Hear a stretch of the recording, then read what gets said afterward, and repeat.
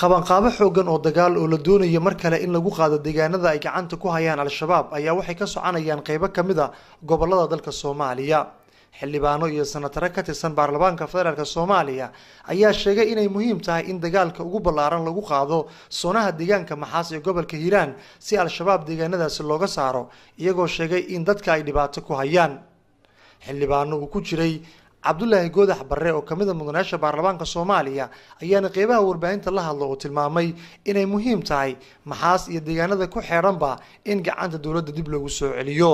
isleeyihiin qof xamar lagu dilaa deegaanka Maxaas colaad ka jooji doono lagu haayo shabaabka la iskaga sifeynaayo hadday kordhaysaa haddii Ilaahay yiraahdo shabaabna deegaanka Hiiraan in laga nadiifiyo waa go'aan reer Hiiraan gaareen kana bilowday iftiinkiisu deegaanka Maxaas haddii Ilaahay yiraahdana dhinac walba u fidi doonaa kacdoonkaas la iskaga nadiifinayo dadka shacabka iyagoo aan dawlad ku tashanayn qoriga qaadeen iskaga celinayaan muxuu ahaa nimanka nabadiidka ah ee ku dhex dhuuntay iftiinka Maxaas ka bilowday haddii Ilaahay yiraahdo wuxuu gaari doonaa ilaa Xaradheere, wuxuu gaari doonaa ilaa Buqda Aqable, wuxuu gaari doonaa ilaa Jallaqsi ilaa Jowhar, meel kasta oo shabaab ku jiro duurkaas haddii Ilaahay yiraahdo shacabku waa kacaya, annagana waa kala shaqaynaynaa.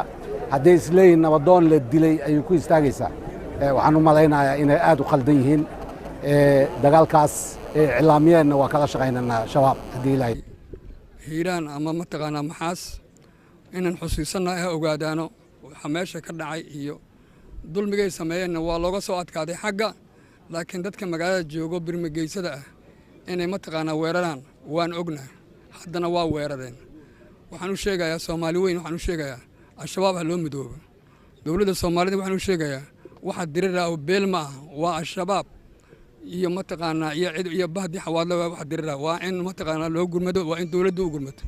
wax weyn ayaa la rabaa dowladda Soomaaliyeed inay ka qabato, marka shacabkeedu waa u hiiliyo, shacabku dagaalama ayaa la yiri, shacabkii waa dagaalameen, dowladdana waxa la doonayaa inay u hiiliso. Wassalaamu calaykum waraxmatullahi.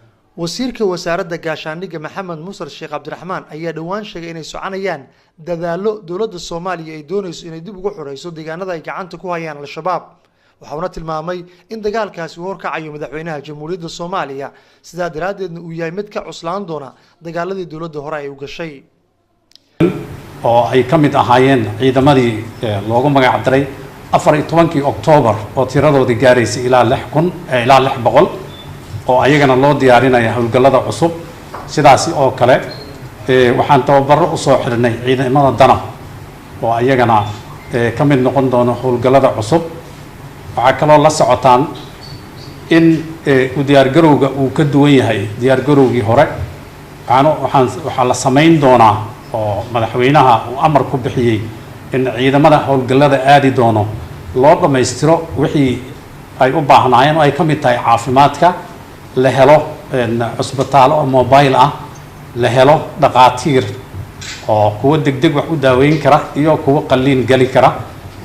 marka hawlahaas ay ku saabsan yihiin. teedii kale waxaa la diyaarinayaa xerooyin cusub oo ciidamada qalabka sida ay iska leeyihiin. hawshaas ayaan rabnaa inaan idinla socodsiino.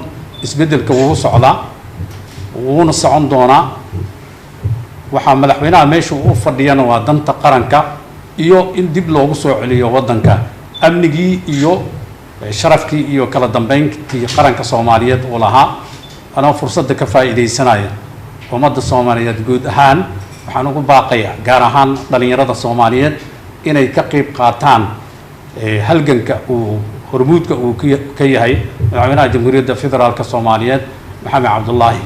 aad iyo aad u mahadsantihiin. qabanqaabadan ayaa waxay imaanaysaa xilli dowladda Soomaaliya ay xidhiidhasho badan ku jirto welina aan wax dagaal la qaadin. Cabdicays Cabdullaahi Maxamed, Cabdicays Somali Cable, magaalada Muqdisho.